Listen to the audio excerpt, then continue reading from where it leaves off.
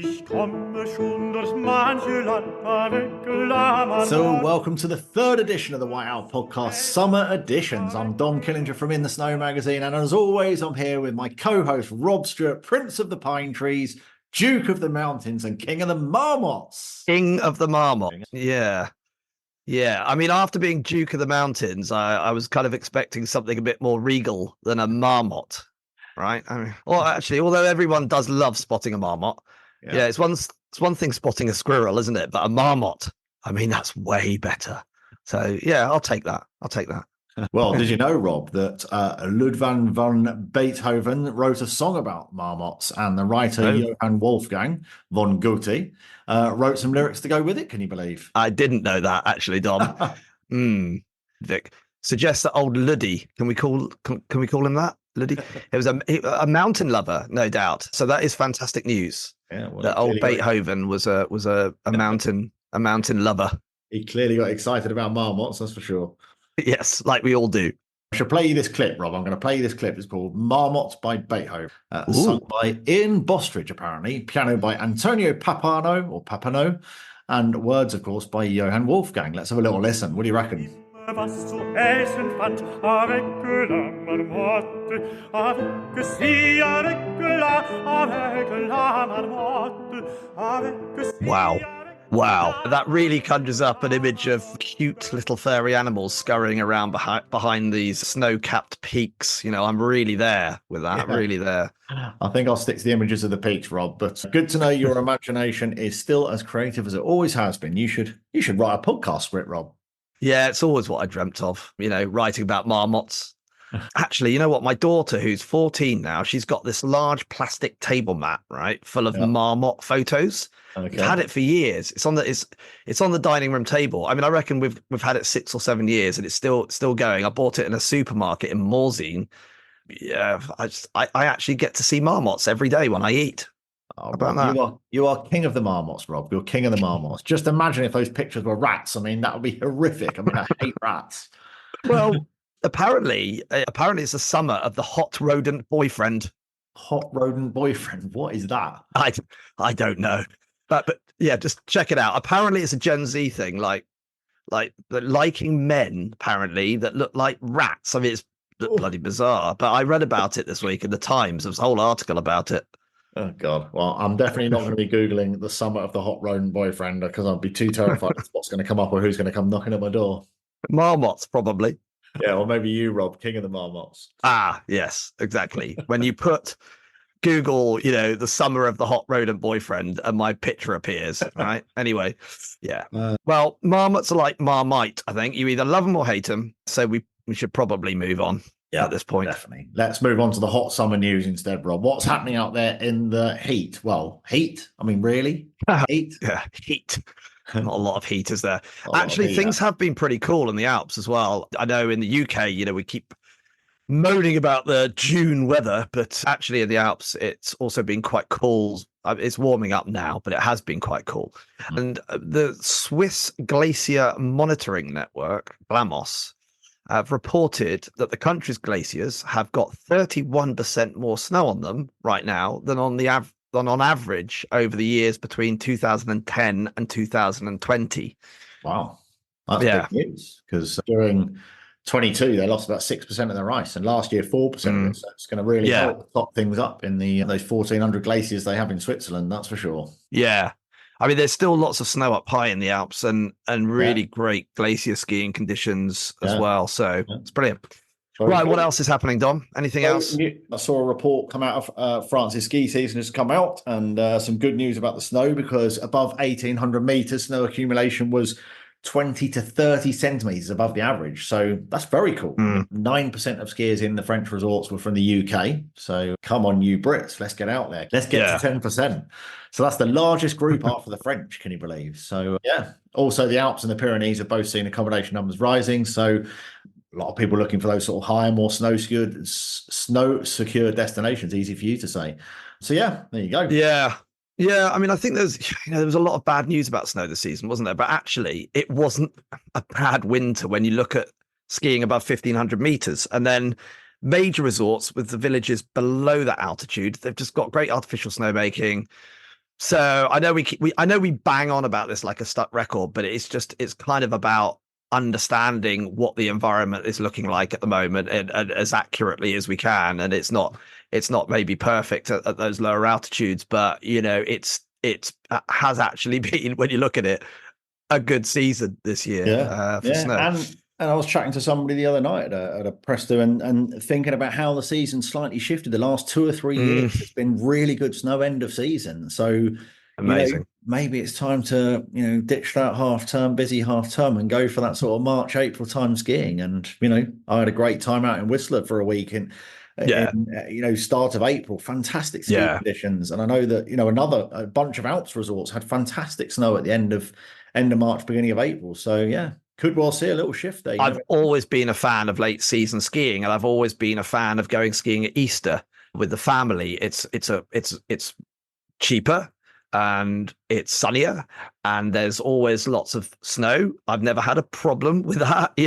Maybe things get a bit in the afternoons, and I know some people don't like that that sort of those kind of conditions, but actually, just ski in the morning then if you don't really like that, and it's fine. I don't mind skiing in slush and quite enjoy it actually. Anyway, got any deals on summer holidays? Well, funny you say that, because Peak Retreats, our friends at Peak Retreats, they've just launched what they're saying are affordable family summer holidays in the mountains. I took a look at some of the deals that they've got on offer because I met one of them the other night. It goes to the likes of Les Contamines, Samoens, Le Grand Bornand, and Cenis. So around £1,100, you can get a nice 2-bedroom apartment for a week that also includes a return ferry crossing. So pretty decent deals on Peak Retreats. So check out peakretreats.co.uk. That was just one. That was just one of the options. Yeah, I mean, I have noticed sort of more agents and operators offering summer holidays as well. Those traditional ski operators, I mean, like Ski Line, they're offering chalets in Leger and Morzine and some of the Austrian resorts as well. Chalets and apartments, they are significantly lower in price than during the winter months. I mean, even during the school holiday months, the summer school holiday months. I mean, good deals to be done. I think I would say. Yeah, absolutely. So, pretty quiet on the news front. Other than that, suffice to say that the summer season is kicking off now and the bike parks are starting to opening up. Lifts are opening for hikers and summer skiing is underway. So weather looks like it's starting to settle down, hopefully. And although there's still snow at altitude, that'll be gone soon. And I reckon so.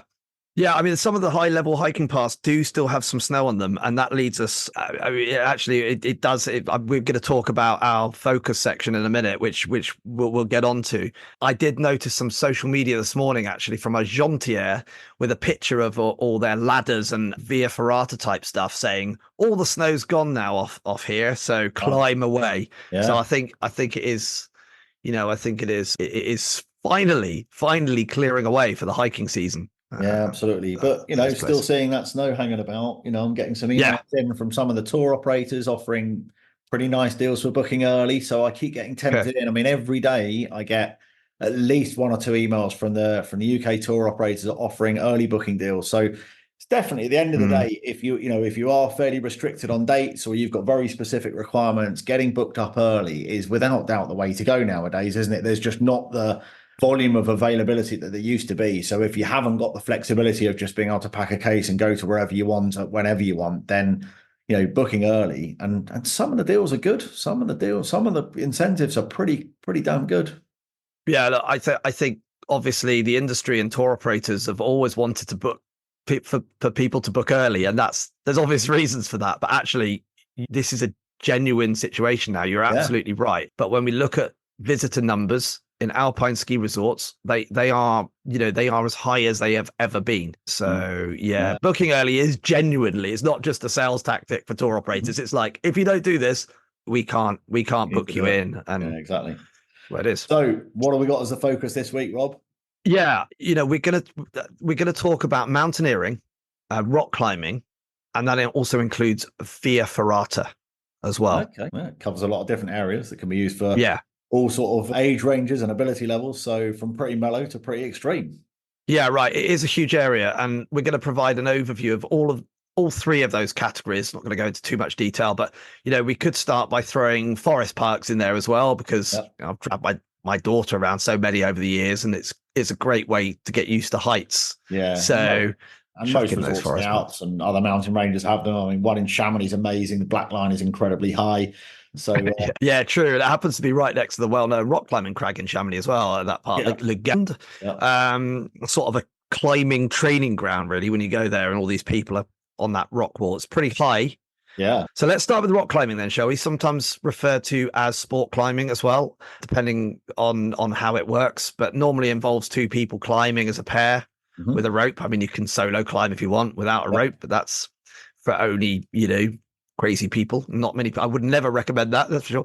Lots of indoor climbing centres in the UK where you can learn or practice climbing. Plus, the UK has a lot of natural climbing locations too. So, should mention that. You can climb without ropes, like I said.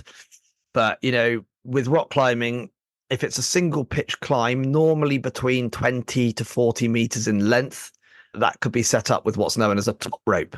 Right, the rope is secured to the climber.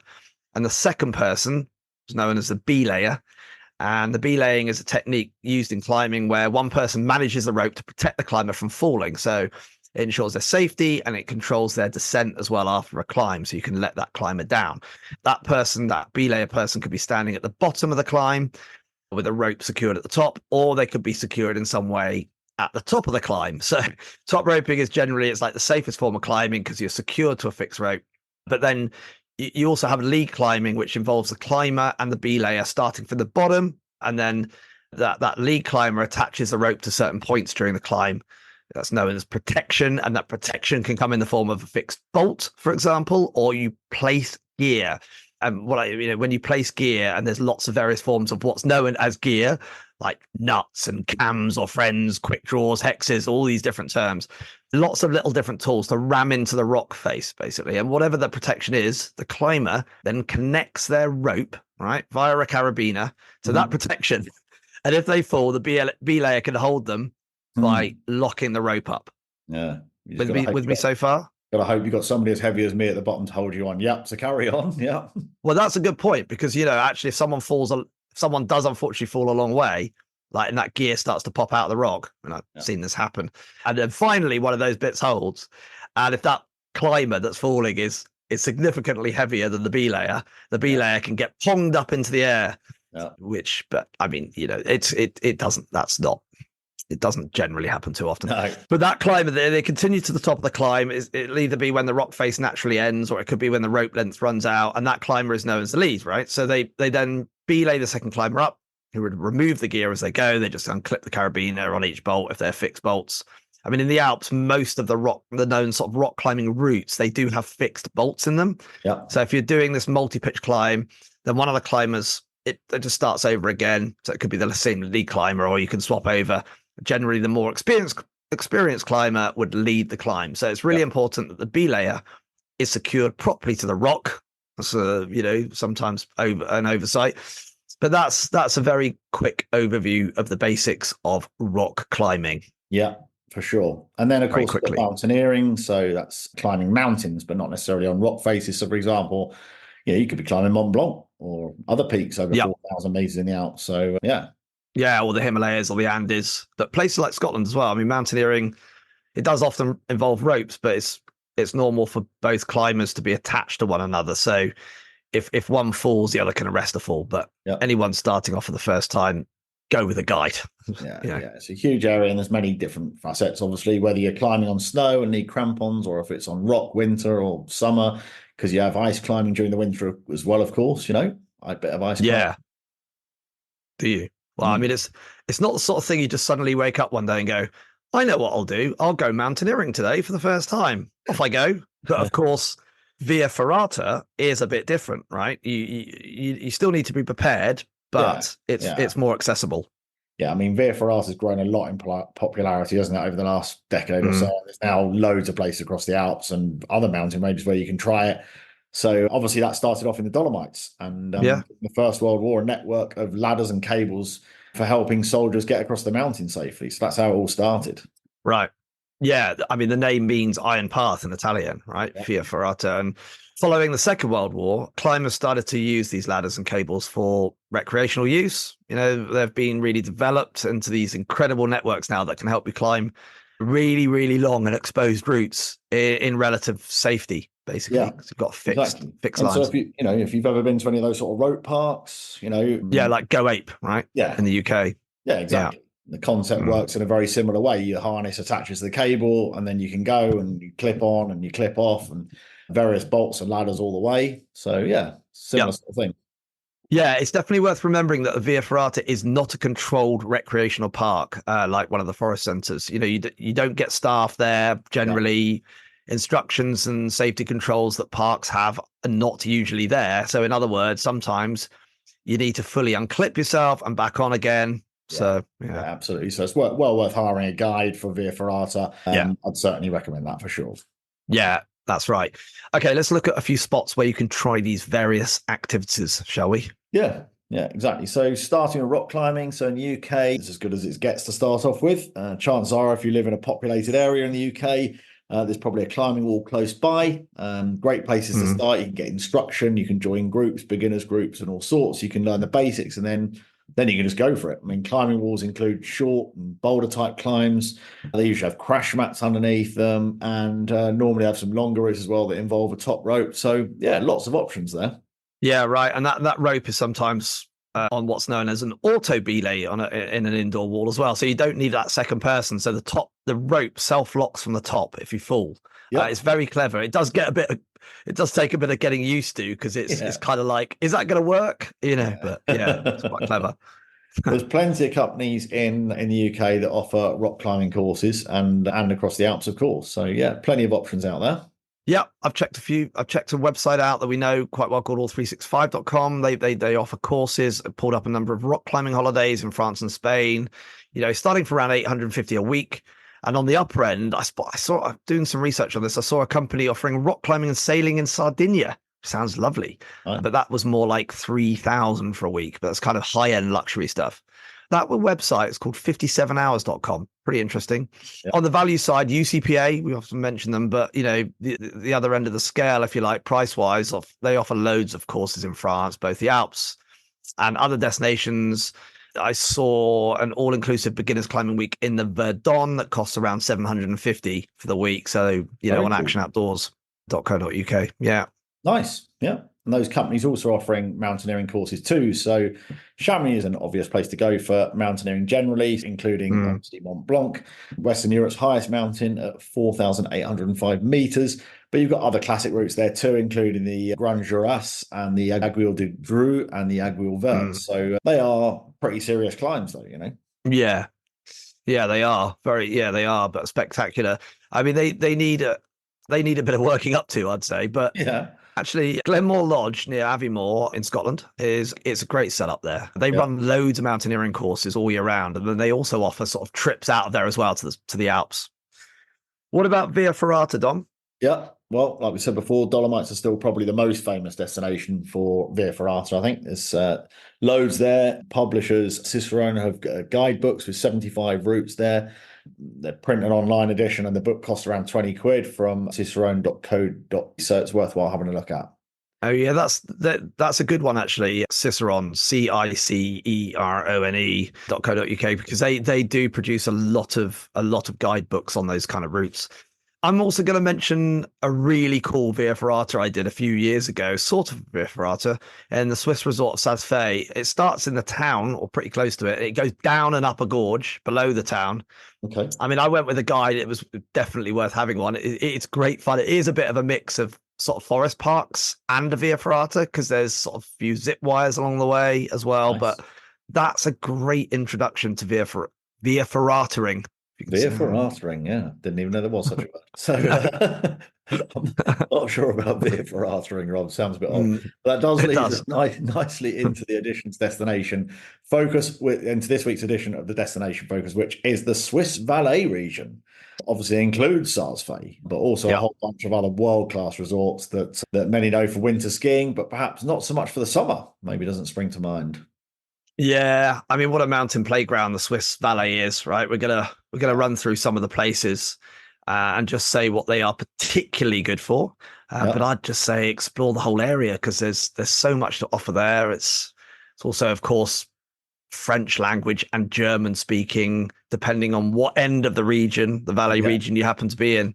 Does get a bit complicated, but yeah, I'll run through the places we're talking about, starting with arguably the most famous, which is the town of Zermatt. Beautiful town, car-free town of Zermatt. But then you have Verbier, Cromontana, Anzer, and Sarsfay, Lukebad, Grement, and Zenal. Grements. Yeah. For about 15 years when my daughter learned to walk. Oh, really? I mean, that is a great list. I mean, there's a whole load of smaller places across the Valais as well, isn't there? And the city of Sion as well, which is really interesting. It's very historical. Very nice. Right, but let's take some turns in running through why you might go to each place. You know, what sort of activities you can do in each place. And I'll start with Zermatt.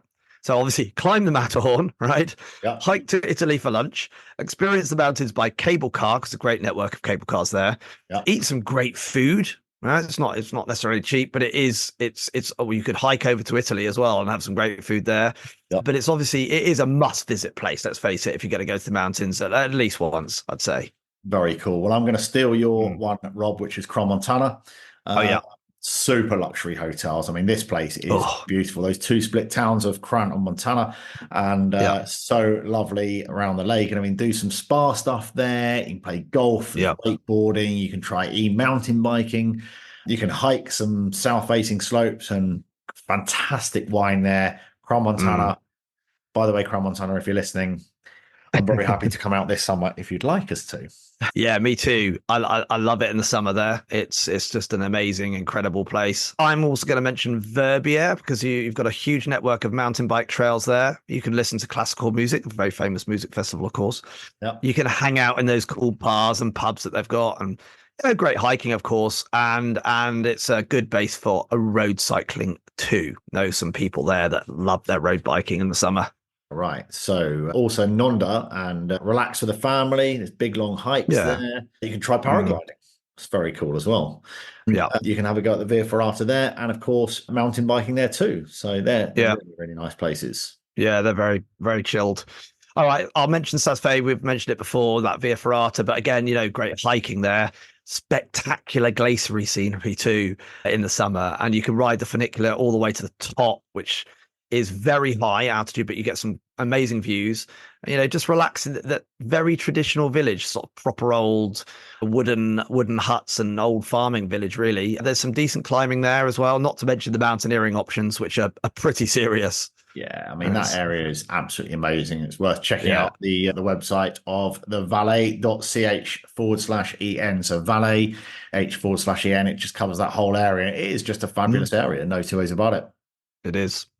But other mountain regions are available, obviously, and we have not been paid to mention Valais. Just going to stick that in there, just in case everyone thinks this is some kind of advertorial content, which it isn't. But we do love Valais, genuinely. Been there lots. It is a beautiful area. I've not visited all of those places. Do you know one place that is, funnily enough, on my, if you like, mini bucket list, is Sarsfay. I've always gone past it. I've been Zermatt. I need to do Sarsfay. I'm very keen to get there. Okay.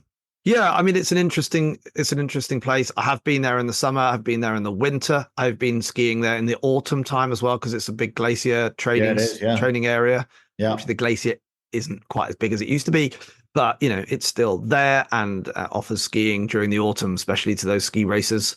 Yeah, exactly. It's a cool place. Car free, of course. You mentioned Zermatt's car free, but Sarsfay is very car free as well. Park the car in the car park just before town, and that's it. So definitely need to get up there at some point. So that's the Valais. What have we got on our bucket list this week, Rob?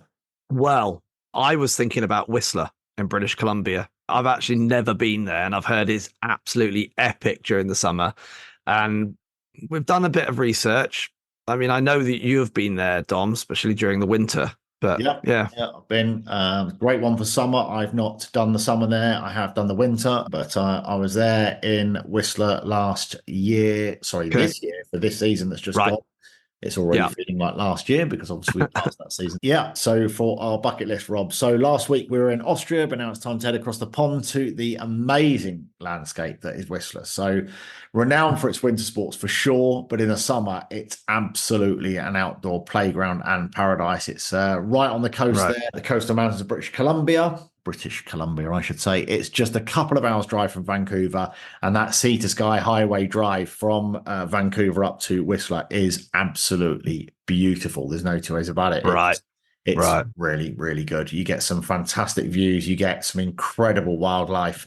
Yeah, definitely well worth the visit. Well, you can add that sort of personal touch to it. I mean, for me, it's clearly there's clearly a lot to offer there in the summer. You've got the mountain bike park, which is huge. It's a real mecca. There's 80 kilometers of trails, of all skill levels. You go easy greens to real sort of proper black diamond mountain biking runs.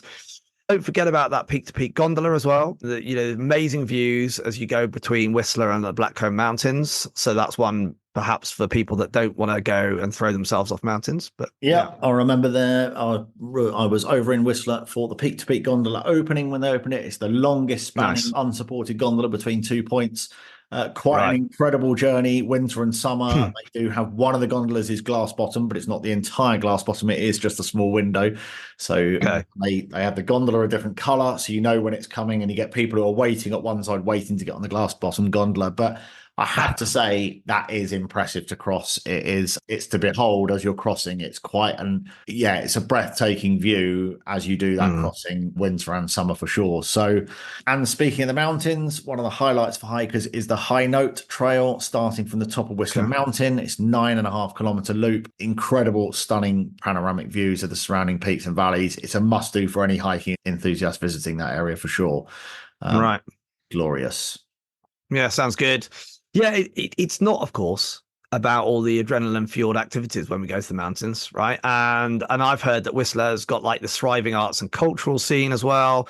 There's an art museum called the Audin. They've got this collection of Indigenous art, contemporary works, and there's a Squamish Lilwat Cultural Centre. That's amazing. You've been there? Yeah, I've been there as well. And you are fully immersed from the minute you walk in that whole world, and it's quite incredible. You feel like you're being taken back in time. So yeah, very impressive. Okay. So that's focused on First Nations cultures of that area, right? Yeah, that's it. So yeah, and it's definitely well worth a visit, winter or summer. It's open all year round, so that's a definite well worth visit. Nice. And obviously there's some big events and festivals that Whistler hosts throughout the summer. So one of the biggest is Crankworks, massive, world's largest mountain bike festival. It's a huge festival, a week-long event filled with competitions and exhibitions, plenty of mountain biking action. It's in July. But if you want a more laid-back experience, the Whistler Children's Festival is great for families, sort of arts and crafts and performances and all that sort of stuff. So yeah, that's really nice laid-back sort of feel about it. Okay. Yeah. And if you want to just relax and unwind, a lot of people do. I've heard about the Scandinavian Spa, apparently, in a serene forest environment, they say, where you can enjoy Scandinavian baths, saunas, and relaxation areas. So, a bit of recharging after that day of adventure, I'd say. Well, I've not seen that, but I do know about the luxury side where you can stay at two of my favourite hotel options, the Fairmont Chateau Whistler or the Four Seasons Resort. They're both super cool accommodations. Every kind of amenity you can think of, including a heated towel dispenser by the swimming pool outside. So you get a nice warm towel as you get out the swimming pool. Plenty of dining options in Whistler Village. I mean, you can literally eat your way around the town. So the Fairmont Chateau and the Four Seasons is outside of the main town, but you are only talking about a 7, 8, 9, 10-minute walk through the woods, and it's glorious. They both offer free bus services. It's 5 minutes in the bus, but really, I wouldn't bother getting on the bus. The walk over is superb, winter and summer. It's just a lovely walk through the woods. And when I say the woods, I'm not talking a very heavily wooded area. You're not talking about bear-infested forests. There are a few signs around to be warning you of the bears, but you're not going through a forest. It's just a nice little wooded area, and it's proper walkway. It's well lit. It goes over a decent, fast running river. So yeah, very pretty. And I would never take the bus. Just taking the walk is perfect. Right. I've heard there's a farmers market there as well, which sounds quite nice. I mean, I like farmers markets and good Love food, it. so that sounds pretty cool. Yeah. Yeah. And obviously plenty of golfing there too. If you really do want to see a bear, then head out to the Whistler Golf Club first thing in the morning or later at night. You're going to see a bear there for sure. That golf club really? is designed by, Arnold Palmer, Okay. and the Nicklaus North Golf Course as well, designed by Jack Nicklaus. Fantastic views, pretty challenging courses. Great for a round of golf if that's what you're into, for sure. Wasn't Jack Nicklaus's nickname the Bear? Or I don't know. I might have got that Probably. wrong. But anyway, it seems to vaguely remember. Right, and lots of lakes there as well, right? So there's 5 lakes, I think, where you can swim, paddleboard, kayak, or just chill out on the beach. Yeah. I've heard Lost Lake in particular is a bit of a favorite. It's got sandy beaches, very calm, sort of ideal family stuff. So nice lakes around too. Very, very beautiful indeed. So talking of adventure, they've also got a number of zip wires. Now I use one. Okay. Zip Trek Eco Tours at Whistler. Definitely worthwhile looking them up. So I'm not a head for heights, Rob, as you've probably seen, but I'm getting into it. My head for heights is getting better. And they have a series of zip wires in Whistler. And I got on the first one and he said, "Are you going to be all right with this?" And I said, "Yeah, I'm going to be all right with this." I chucked myself down the zip wire and he said, "Right, you've done great." He said, "That's the first of 5." He said, "That's the smallest one." In fact, he told me it was the first of 4 and that was the smallest one. When I got to the fourth one, I did the 4th one. And at the end of the 4th one, he said, "Right, you've done really, really well."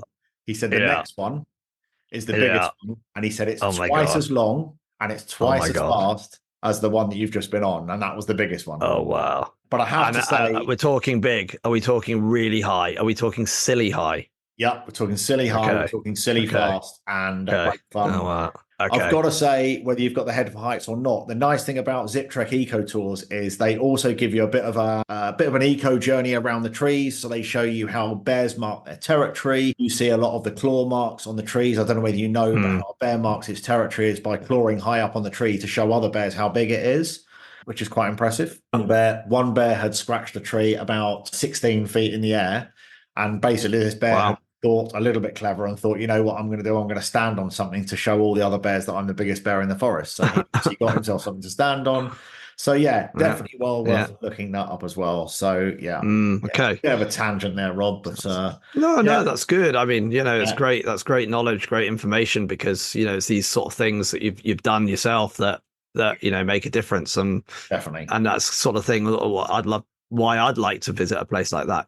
I do like, I'm also, heights. It's weird, being a full-time skier for many, many years. And I'm not particularly brilliant with heights either. And sitting on chairlifts half my life. Yeah. But the zip wire thing, I'm also going the your way now as well. I've sort of gone down, but I'm coming back up again. And I'm like, I did the massive Val Thorens zip wire this winter with my daughter, who badgered me into doing it. And it was petrifying to look at because it is incredibly high. But it was brilliant fun. It was brilliant fun. And I'm so glad we did it in the end, because I was very resistant. And then I was like, I just had to do it. We'll have to change that phrase from badgered you into it to marmotted you into it, Rob. So yes. So anyway. Well, I bet you I bet you get marmots in Whistler as well. Do you get Canadian marmots? I'm sure you do. Absolutely. Possibly a little bit friendlier, the marmots over there, are they? Maybe. Maybe they probably have. They probably have to be to get on with the bears. I'm just saying, because the Canadians do always seem so. I'm not saying that anyone else isn't. We know that we have a lot of friendly friends. No, I'm digging myself out of a hole now. Yeah, exactly. I can tell. Yes, the Canadians are extremely friendly and very hospitable. I mean, the service in those previous 2 hotels I mentioned, the Fairmont and the Four Seasons, the service is incredible. I mean, the fact is that the likelihood is you will be served by somebody from the UK. The UK workforce out there is massive. Yeah, huge workforce. And it's good to know. But you do tend to find, I shouldn't put a but in there, you do tend to find that those Brits, they are so helpful. They're working in this incredible environment. Not just the hotel itself, but Whistler is a truly epic destination. And it's great winter or summer. It's got something for everyone. It's got all the natural beauty, fantastic array of activities. It's such a great village. There's such a lot going on. There's great après going on. There's great restaurants and bars, and just great shopping of all kinds. So definitely needs to be on your bucket list, Rob, for sure. It certainly is. And so, I'm definitely ready for some mountain biking and maybe spa relaxation as well. It's not really... Yeah. So, that wraps up our spotlight for this week on Whistler, British Columbia. I know somebody worked out there as a mountain guide during the summer, and he certainly raved about it. Great. Well worth looking up more information at whistler.com. That's a great place to get more information for that British Columbia destination. And obviously just striking distance out of Vancouver. If you haven't been into Vancouver, that is also well worth spending a few days in Vancouver. I've got a video out on the YouTube channel at In the Snow Mag that will tell you a lot about Whistler and skiing in Whistler, not so much summer, but skiing in Whistler, but also about Vancouver as well. So it's definitely worth stopping over there. Fantastic. Sounds great. Well, so that wraps up this podcast episode, Don. Well, I'm just dreaming of bears and marmots. Bears and marmots, yeah. Living in harmony with each other. Yeah, I'm sure they are. But so definitely listeners, head out to Whistler, take a look at the Valais region as we've talked about today. And also thanks for tuning into the podcast. Do make sure you leave a review for us, because if you're leaving 5 stars, it's how other people find our podcast for the Whiteout. And we will be heading off for our summer activities. Come on, sunshine. You've got to come out. Some of the British sunshine is what we need to do. So don't forget to subscribe to the podcast for more inspiration and travel tips. Rob, have you got anything on your agenda before we speak next time? Where are you going? Anywhere? Well, I'm going to Liverpool this coming week to visit the outdoor trade show. All the new kit for next summer will be there. There's been a crossover with ski as well, but it is mostly summer focused stuff. So very lucky I get to see all the new kind of backpacks and walking shoes and clothing and all that sort of stuff for next year. Great stuff. Liverpool, here we come. Good stuff. Well, I'm going to sit at my desk and plan my next trip that I'm hoping will be the Dolomites. So nice. Yeah. So there you go. Rob, until next time, thanks for joining us this week. It's been good to talk again, and happy holidays, everyone. You too. And stick around for the finishing music this week, because we have got a treat for you. And guess what it's all about. I'm guessing marmots, Rob. Adios. Adios. Der hätt die Jungfern gar zu gern, avec la marmotte, avec si, avec la, avec